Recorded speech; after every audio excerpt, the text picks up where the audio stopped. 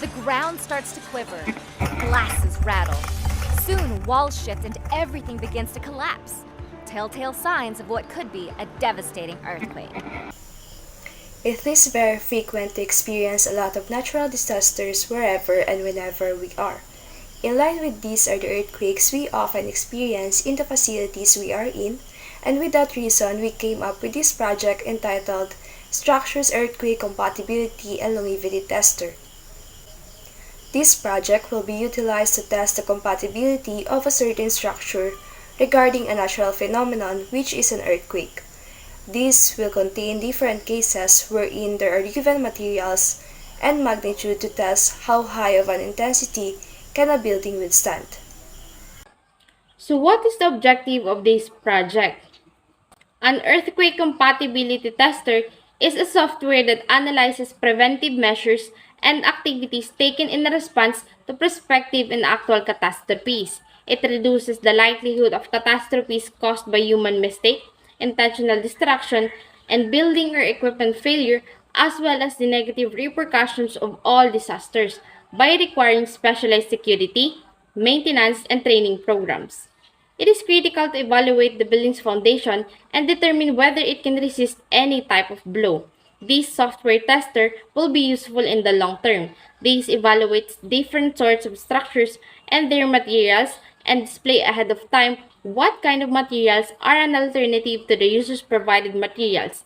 It is also an important preventive action the user should consider to avoid buildings from collapsing. This tester aims to evaluate the quality of building materials provided by the user in order to ensure the building materials' ability to effectively withstand a disaster by identifying potential risks of such materials in certain magnitude of earthquake. It also recommends an alternative on given materials into its appropriate various types of buildings. It provides people capacity to quickly assemble knowledge on how their buildings can withstand particular earthquake magnitudes and preventive measure to avoid it from collapsing. As for the methodology, Python is an interpreted, object-oriented, high-level programming language with dynamic semantics developed by Guido van Rossum. It was originally released in 1991. It is designed to be easy as well as fun. The name Python is a tribute to the British comedy group Monty Python. Python has a reputation as a beginner-friendly language, replacing Java as the most widely used introductory language because it handles much of the complexity for the user, allowing beginners to focus on fully grasping programming concepts rather than minute details. In this program, we use 13 functions, and this includes: the first one is the import operating system or the import OS function that allows a program to run a command in the Python script. In the program, this is used to import sleep from time, and it suspends the execution of the current thread for a given number of seconds.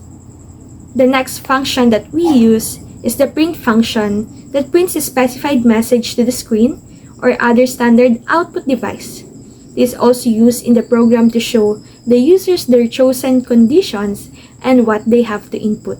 Next is the define function, or a keyword for defining a function, and this allows the program to specify what it can do. The input function allows the user to input. In the program, it was used to let users enter specifically required input like required structure, material, and earthquake magnitude. The program also used different data types, the float function and the string function, which will be discussed by Leah and Pentinio. The float function converts values into floating numbers.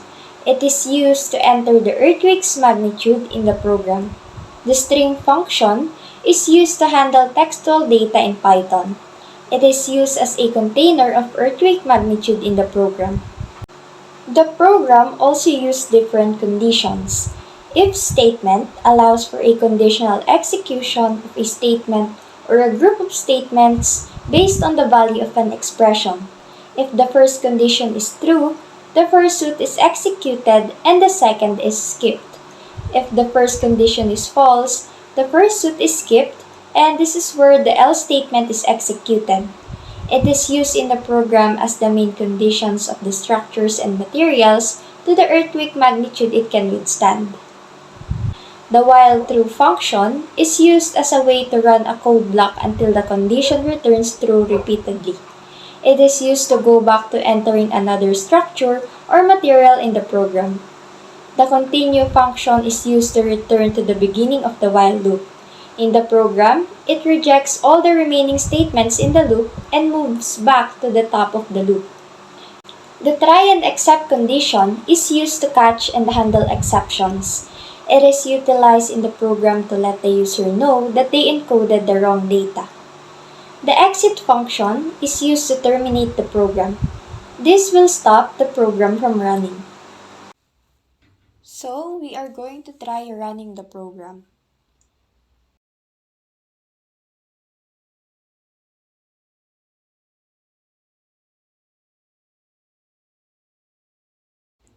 Enter the desired earthquake magnitude, 7.4.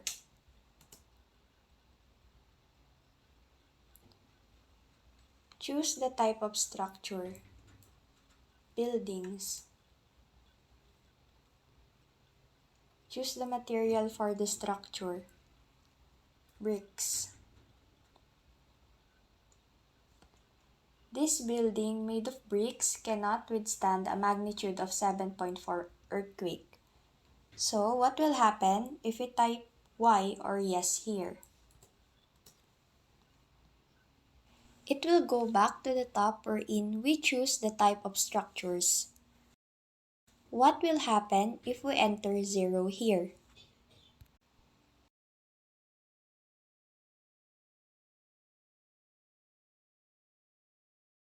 It will say, "Thank you for using our system. Goodbye." Let's try typing no here. It will end the program and say it's goodbye. So, this is where we'll end our presentation. We are Group 6 and we care for everyone's safety. So, we develop an earthquake compatibility and longevity tester. We hope it can help. Thank you.